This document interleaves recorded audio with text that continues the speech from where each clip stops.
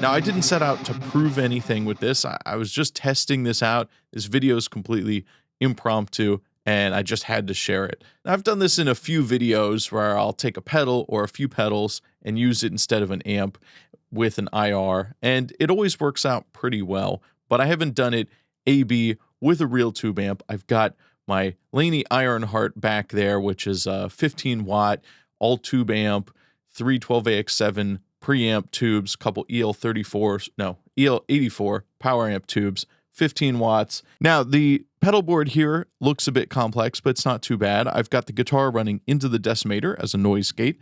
That's going out to the Morley AB, which is controlling both sides, so I can switch back and forth. The A side is the tube amp. That's going into the Behringer Tube Screamer, and that is going right to the Laney. I've got the Tube Screamer set up like I always do. No drive, full level, and the tone at 6. The Ironheart is also set up just how I like it. The gain's about 7, bass, middle, treble, all about 6. Klone here, the Golden Horse.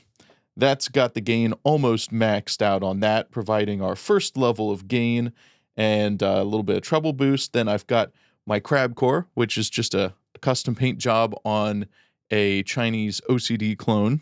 So these two are providing all the distortion, and I've tried to match the gain levels with the tube amp. So we're getting the same level of gain, more or less. Of course, they're not going to sound 100% the same. The gain is coming through different clipping methods, different components, but how close do they come? I think I've matched the EQ pretty close, gotten the tone in the right spot. They're running through the exact same IR. Let's listen to how this sounds, and you judge for yourself how close they came.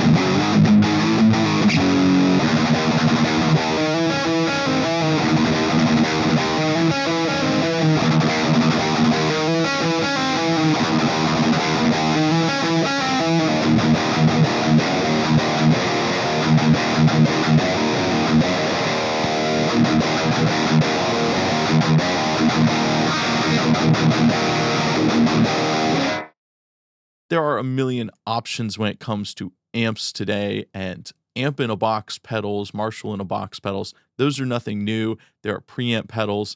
There are even now analog modelers, which are basically just preamp pedals, again, rebranded, which I think is funny because modeler as a term is so ubiquitous that now we're marketing analog pedals as analog modelers. Everything is essentially trying to recreate the sound of a tube amp through their own special algorithms or their own components, solid state circuits that are emulating tubes, or really this kind of technology should be like far off the mark, I would think. Just two overdrive pedals should sound nothing like a tube amp, right? I mean, we're just talking about a couple resistors and capacitors and some transistors in there. It's all transistor solid state distortion. There were times that the tube amp felt less articulate and more squishy, and the pedals were tighter, as well as vice versa, where the tube amp felt like it had better definition and clarity, and the pedals were kind of mushy. So it seems to depend on how you set both of them up. And I will say I do prefer the sound of the tube amp slightly, but it's pretty minimal. Like if this was all I had available to me to record, which really nobody does as long as you have an audio interface. You have a million free amp sims that also do a great job. However, if I wanted to go all analog and I only had a few pedals and that's all I had, I could get a good tone out of it. This is entirely under $100, except for the decimator, which I also showed how you can take a cheap noise gate and you can modify it slightly, which does take a little bit of soldering and a little bit of electronics knowledge, but you can modify it to basically turn it into a decimator, and it's a $30 noise gate. So altogether, you could be getting an all analog modeling rig that was pretty budget friendly. Of course, you would still go through some IRs, and at that point, again, you have amp sims. So practicality is a bit of a moot point. It's always just interesting to me to try to listen for the difference between the way tubes distort versus solid state components, or versus a digital algorithmic distortion, which often, the digital modeling today, a lot of the software is pretty much indistinguishable from the real deal for the most part. A lot of it comes down to how well you can dial in two tones to match each other. And that's something that I have a fair bit of experience at, but I feel like I never get it 100% perfect. As long as I can hear a difference, I feel like it's my fault. But obviously there is differences in this gear. I do definitely notice the way the pedals break up and the way they respond to more or less gain is not identical to the tube amp. But is it better or worse? That's up to you to decide. This has a lot more flexibility with an EQ pedal. I can certainly fine tune some things, like if there's a little bit of an annoying frequency, a little bit of harshness, I can take that out if I want a little more attack. 10-band EQ is great for that. Of course, you can use it on a tube amp. I've never found running this 10-band EQ in front of my amp to have an enormous difference.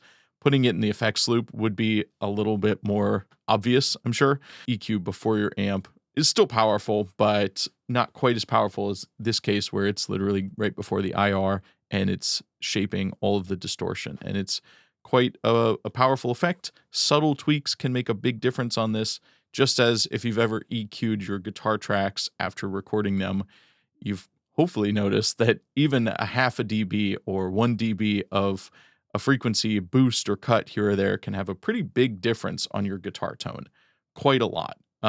So be careful with your EQ. This pedal is not super extreme EQ settings, and it does make a big difference if I just move it like a hair. It's almost hard to dial it in because small movements can have a big impact on the tone, and if I'm trying to match it exactly to this tube amp, then it matters how close I can get and how accurate it is. It held up pretty well on the low gain stuff as well. Again, there's going to be a slight difference in the way the two respond to distortion, and it's not 100% the same. And the tube amp on the lower gain stuff, at least the way I had it set up here, which was just quickly kind of dialing in a tone, just rolling off the gain. The way I had it set up, I thought the tube amp sounded mushier. The pedals were a lot more articulate.